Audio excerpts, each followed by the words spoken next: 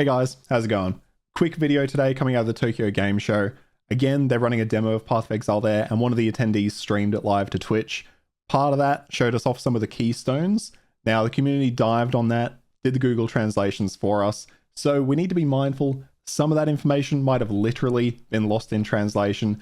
They're not one-to-one, they're not perfect, but they come across fairly well, and they all tend to make sense. So I think we get the gist of what these are. We're seeing a number of returning Path of Exile 1 keystones. We're seeing some brand new Path of Exile 2 keystones. So let's dive in, break them down, and see what we got. All right, quick bit of housekeeping. Just remember, Path of Exile 2 is in development and launching into early access on November 15th. So don't get attached to the specific numbers in any of these keystones, any of the percentages, anything like that. It's likely to change. And with that said, even though you've seen some of these keystones before in Path of Exile 1, we'll run through them anyway. Because of a number of system changes in Path of Exile 2, these keystones might function differently or might have some additional things you need to keep in mind. So let's jump straight in. First up, we saw Acrobatics. All hits can be avoided. Evasion ability is reduced by 50%. So what does this mean? If you've been watching a lot of interviews, the game directors have stated that spell suppression is no longer a standalone stat in Path of Exile 2. As it was often unclear to players what an attack was and what a spell was.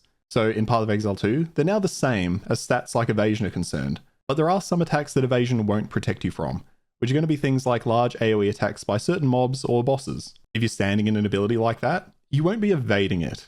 What I'm getting from this keystone is that this will allow you now to be able to evade those attacks, as well as the normal arrows or hits, but at a cost of having your overall evasion cut in half. A quick note, if you've not played Path of Exile 1, these keystones usually have an upside and a downside. It's supposed to really specialize your character, but at a cost. And if you can mitigate that cost in any other way, you're golden. A pretty interesting one, this one, depending on how easily you can stack evasion and exactly what attacks this lets you evade. I could see this being highly valuable if it does let you dodge some of those boss attacks, but again, remember, those values may change, and we'll need to try this in action. Next up, we have Ancestral Bond, which I'm confident is in Path of Exile 1, but will have a very different use in Path of Exile 2. This one is quite simple. Totems are returning in Path of Exile 2, and like minions, will now require Spirit to summon. This keystone removes the limit on your max number of totems, but gives them a flat 50 Spirit reservation. Spirit is a new resource in Path of Exile 2 that will be used for summoning and reservation skills. In Path of Exile 1, we reserve mana or health with those skills, but now we have Spirit, which is an awesome change. Not much to say about this one. If you're running a totem build and want to have an army of them, this is going to be your keystone, and you want to be stacking Spirit to make use of it. More Spirit, more totems, what's not to like? Then we have Avatar of Fire, which again joins us from Path of Exile 1. Very simple and straightforward again. It converts 75% of your damage into fire damage, but it means you cannot deal any other damage types. You can't do cold, lightning, physical, any of that. I don't expect many new players to take this, as it's a bit more of a niche option, but we don't know what builds are going to look like, so I'll hold my tongue on that one. Something to note about this keystone is that elemental resistances are going to be more important in Path of Exile 2, and I'm talking about monster resistances. Some monsters will have resistance to certain element types, different to how they have them in Path of Exile 1. Now, I imagine we won't find immune monsters, otherwise this keystone would completely prevent you from killing certain mobs, but depending on how much significance there is to monster resistance, it could have a decent impact on this keystone. Again, we've not seen a deep dive into how important those monster resistances are to builds, and whether it's important to have different elemental types to deal with them, but we'll have to keep an eye on it. Next one up is Eldrich Battery, which is another returning and another quick and easy keystone. Taking this uses your energy shield as your spellcasting resource, or at least it will use energy shield until you run out, and then it will revert to using mana. Mana is going to be a much more important resource in Path of Exile 2 from what we've heard. In Path of Exile 1, assuming you've built correctly, you should never really be running into mana issues, but this may not be the case in Path of Exile 2, or you might need to make greater sacrifices to achieve it. That's where this keystone can come in clutch, to give you that resource boost if your spells are quite costly, or in the event you have a mechanic tied to having high mana levels. Elemental Equilibrium is up next, and this one may be suffering from some translation issues. It says, hits that deal fire damage, remove Fire Eye, and grant Rest Eye. Hits that deal cold, remove Cold Exposure, and grant Fire Nation.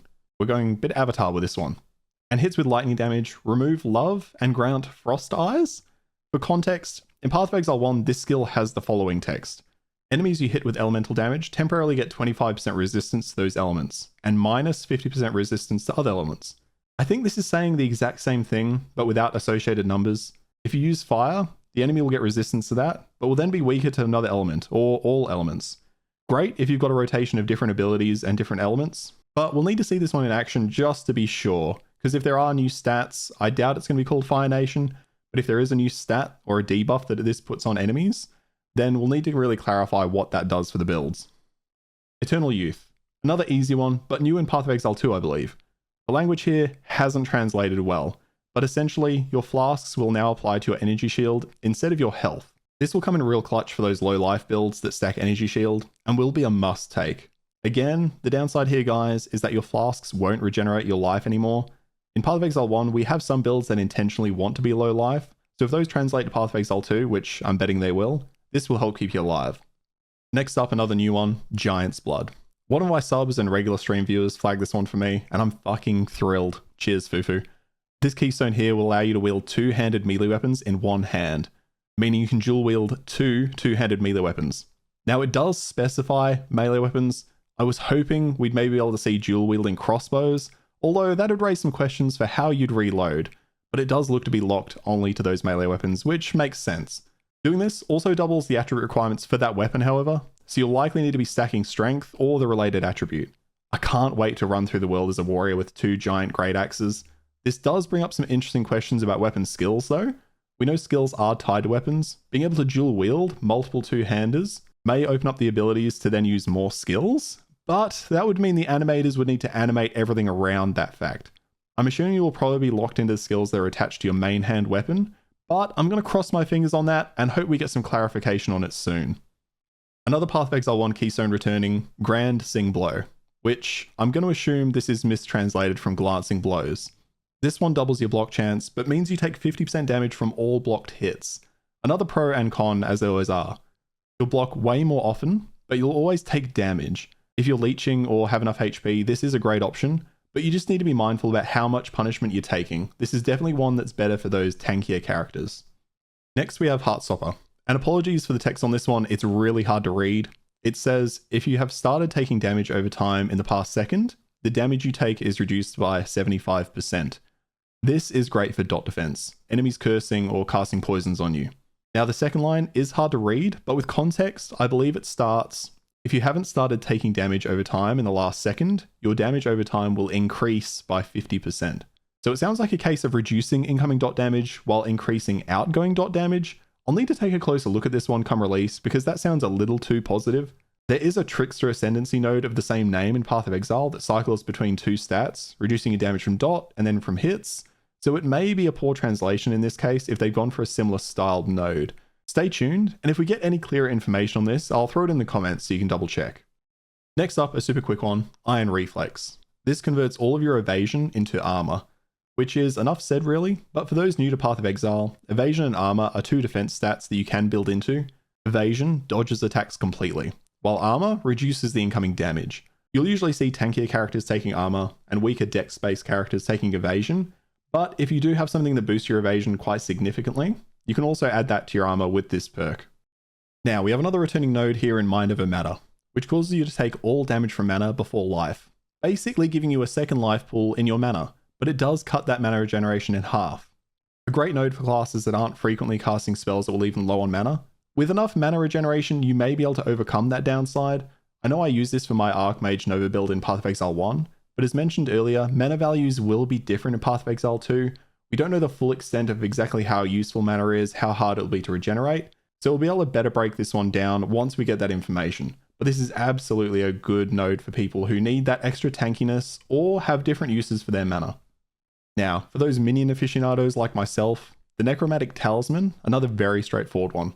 All of the bonuses from your equipped amulet will be applied to your minions instead of the player. I expect you guys probably understand this one. Your amulet no longer does anything for you, but your minions get the full effect of it instead. This could be a really interesting way of augmenting minions, especially when we get into those special anointments, assuming that those return in Path of Exile 2. I don't believe we've seen that yet, though if they do, that has some awesome potential.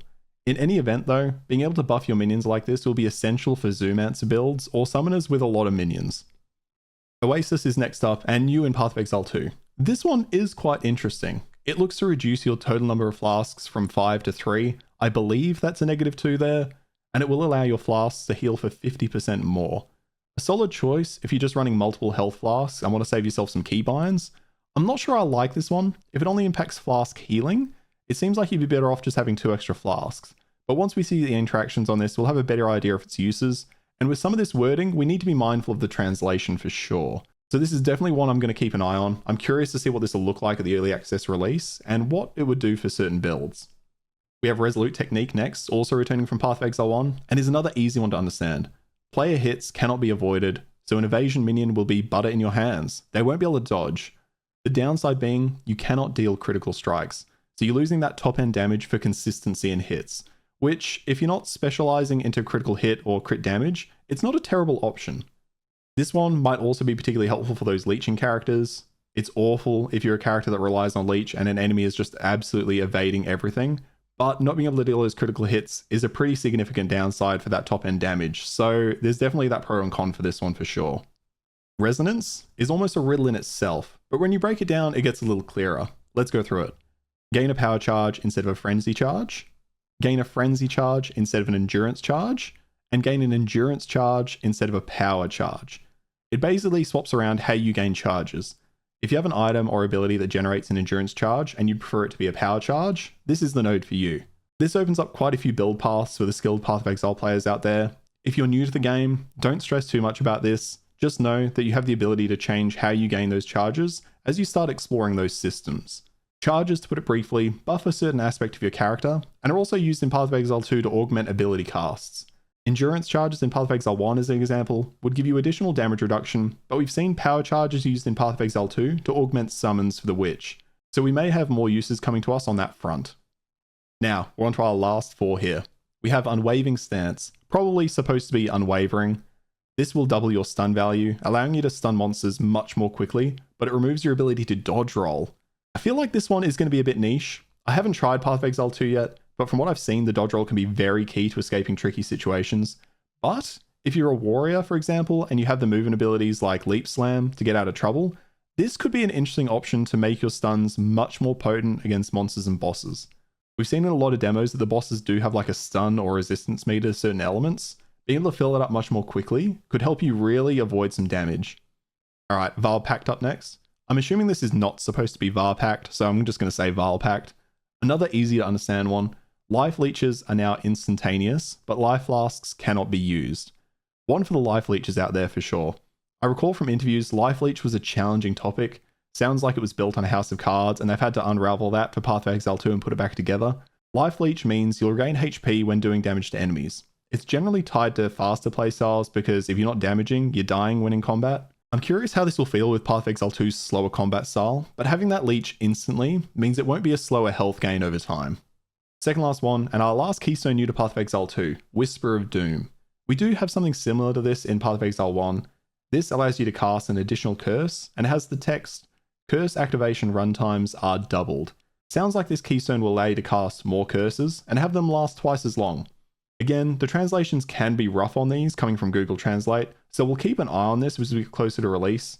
Curses are pretty self-explanatory. They generally nerf the enemy in some way, could be resistance or damage related, so adding more helps you keep your enemies weaker while you take them down. But I'm mindful this one looks too good to be true. I think we're going to have to wait and see on this one and double check it as it comes to release. And our last one, a Path of Exile 1 classic. Life regeneration now applies to Energy Shield instead of life. Again, for those low life builds or for those stacking Energy Shield instead, this will allow you to transfer over any buffs to your life regen to your Energy Shield instead. Another one that's more for niche builds. I don't think you'll see many new players taking this, but as you explore those systems, definitely one to play around with. And look, that brings us to the end of what we've seen so far. I'm sure we'll get more news on this out of the Tokyo Game Show and the Brazil Game Show happening in this October. I can't wait to see what else will be announced for Path of Exile 2 in the coming months. We're about 6 weeks out and it's closing in so quick.